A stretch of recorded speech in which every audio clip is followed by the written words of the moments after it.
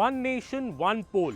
This is the big idea that the Narendra Modi government has brought to Parliament as 2024 comes to a close. This is the big legislation, a constitutional amendment that the Narendra Modi government is trying to get passed from both houses of Parliament. And the big idea here is that the Lok Sabha elections and all state elections happen simultaneously in 1 year, in one go.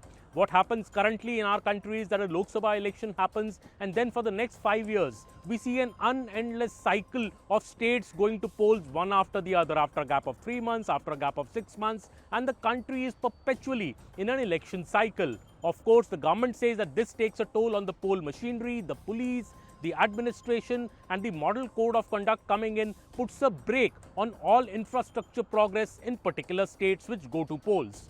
What the government here is saying that from 1952 to 1967, in the first 15 years of our independent government, there were simultaneous elections. It was one nation, one poll with the center and all the states going to polls together. But post 1967, the situation changed, and where we are currently, we see elections every year. Like the Lok Sabha election just happened in the summer of 2024, but you saw Maharashtra going to polls later this year. You saw Haryana going to polls later this year. Next year you will see Delhi. Next year you will also see Bihar going to polls, followed by subsequently in 2026, 2027 you will see UP going to polls, West Bengal going to polls. Why this unendless cycle? That is what the government is saying.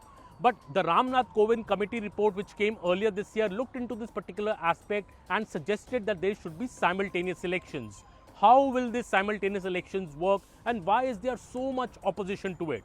What the Kovind committee report said, and what the government is also trying to do, is that an appointed date will be set on the first sitting of the Lok Sabha after a general election. This means that if the bill as it has come today to Parliament in 2029, when the general election is held, the first sitting which happens after that of the Lok Sabha will set an appointed date of 2034.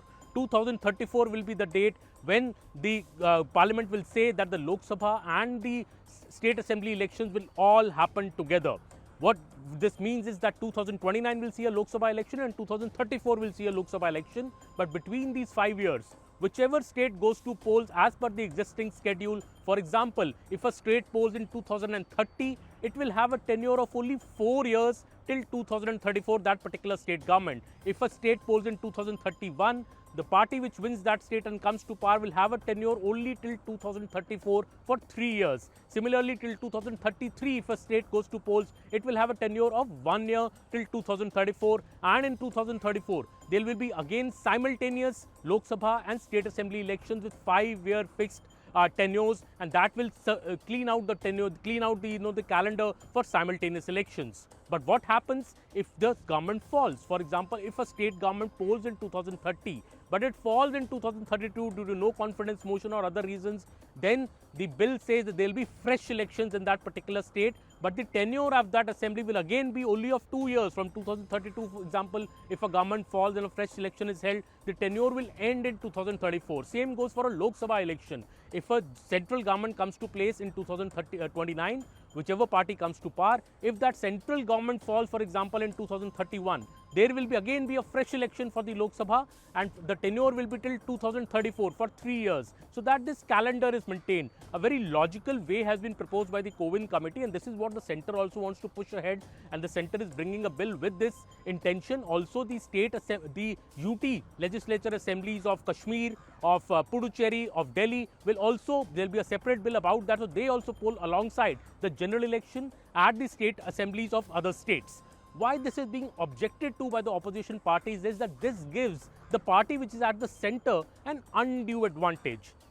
Because, for example, if the BJP is in power in 2029, in 2034 when it goes to elections, if the legislative assemblies, if the state assemblies also poll alongside the general election, the Lok Sabha, the party which is ruling the country in the Lok Sabha gets an undue advantage, and the concept of federalism is being attacked. And this may be unconstitutional, is what is the stand of many opposition parties of the India bloc. In fact, many of the India bloc are consolidated and coordinated on this point that all the India bloc parties, be it Samajwadi Party, be it the Congress, be it the Trinamool Congress, say that we are not in agreement with one nation, one poll, because this will give an undue advantage to the BJP. If states poll separately from the center, there is more accountability towards the people. A government also is more accountable, and people get a choice to make a very, very, intelligent choice that, okay, there's a Lok Sabha election for which we poll differently, there's an assembly election for which we poll differently. But if these polls are held together, people may get confused and vote on the same lines as they do for a Lok Sabha election. This is the main objection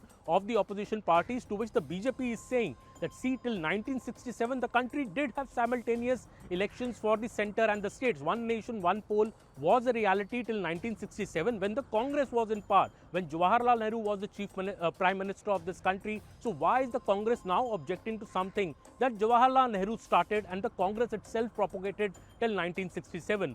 The center is also very clearly saying that, look, the voter is very intelligent. We've had instances in the past when states like Andhra Pradesh and Odisha already poll alongside the Lok Sabha election, but different parties, the regional parties, have always come to power in Andhra Pradesh and Odisha, while the BJP won the central election. But in 2024, there was an exception when Andhra Pradesh BJP won in a coalition with TDP, and Odisha also, the state, the BJP has won alongside the Lok Sabha election, defeating the BJD.